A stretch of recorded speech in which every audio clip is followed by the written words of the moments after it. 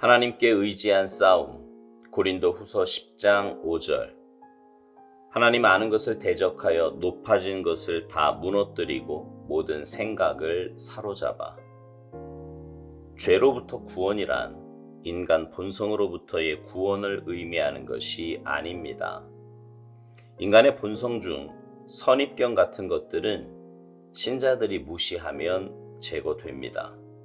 그러나 어떤 것은 오직 하나님의 영에 의해 부연된 신적 능력에 의해서만 강제적으로 제거될 수 있습니다. 또 어떤 것은 우리가 싸우기보다는 가만히 서서 하나님의 구원을 보아야 하는 것도 있습니다. 그러나 하나님의 지식을 대항하여 날뛰는 모든 이론과 개념은 인간의 노력이나 타협으로 되는 것이 아니고 오직 뜻을 다해 하나님의 능력만을 의지할 때 무너뜨릴 수 있습니다. 오직 하나님께서 우리의 성향을 바꾸시고 우리가 성화의 과정으로 들어가야만 그 싸움은 시작됩니다. 이 싸움은 죄와의 싸움은 아닙니다. 우리는 결코 죄와 싸울 수 없습니다. 오직 예수 그리스도만이 그분의 구속을 통해 죄를 다루실 수 있을 뿐입니다. 우리의 싸움은 육에 속한 삶을 영에 속한 삶으로 바꾸는 것입니다. 이 일은 결코 쉬운 일이 아니며 하나님께서도 그 싸움이 쉽도록 의도하지 않으셨습니다. 이 싸움은 오직 계속적인 믿음의 선택을 통해 승리할 수 있는 싸움입니다. 하나님께서는 우리 자신의 성품이 거룩해지고 있다는 느낌이 아니라 죄 사함을 통해 우리를 거룩하게 하십니다. 그러면 우리는 죄 사함을 받은 그 상태에서 계속적인 믿음의 선택을 통해 거룩한 성품으로 나아가는 것입니다. 이 믿음의 선택은 우리의 자연적인 생명의 생각과 논리에 계속적인 반감을 일으킬 것이며 하나님의 지식을 대항해 날뛰는 주변의 모든 것들에 적개심을 갖게 할 것입니다.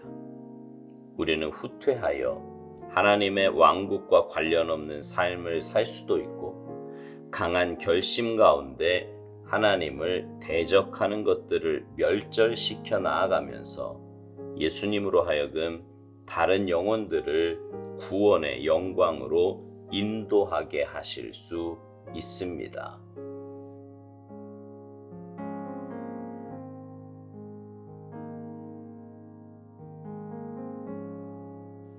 우리 마음 안에 드는 생각 가운데요, 어떤 것들은 쉽게 지워지는 것들이 있습니다.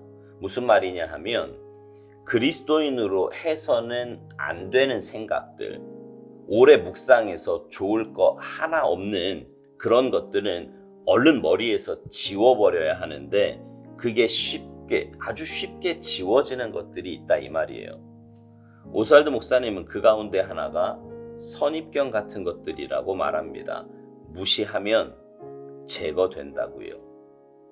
그런데 어떤 것들은 아무리 생각하지 않으려고 하고 또 내 머릿속에서 지우려고 해도 지워지지 않는 것들이 있습니다. 예를 들면 돈을 사랑하는 겁니다. 디모데전서 6장 10절에 보면 이런 말씀이 있거든요. 돈을 사랑함이 일만하게 뿌리가 되나니 이것을 탐내는 자들은 미혹을 받아 믿음에서 떠나 많은 근심으로써 자기를 찔렀도다.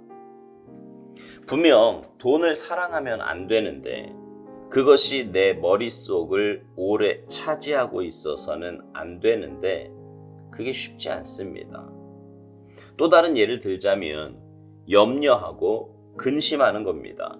성경은 염려하지 말라는 말씀을 여러 곳에서 말씀합니다. 아무것도 염려하지 말라고, 내일 일은 내일이 염려하게 하라고, 염려한다고 키를 자라게 할 수 있냐고, 다 주님께 맡기라고 그렇게 말씀하시는데도 우리는 또 염려합니다. 상황이 주어지고 눈앞에 어떤 문제가 보이면 염려해요. 무슨 염려 자격증을 받은 것처럼 염려합니다.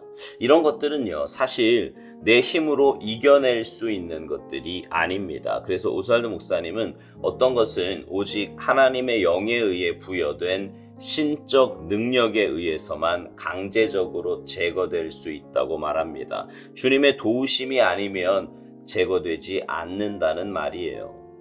또 어떤 것은 우리가 싸우기보다는 가만히 서서 하나님의 구원을 보아야 하는 것도 있다고 말합니다. 그러면서 하나님의 지식을 대항하여 날뛰는 모든 이론과 개념은 인간의 노력이나 타협으로 되는 것이 아니고 오직 뜻을 다해 하나님의 능력만을 의지할 때 무너뜨릴 수 있다는 겁니다.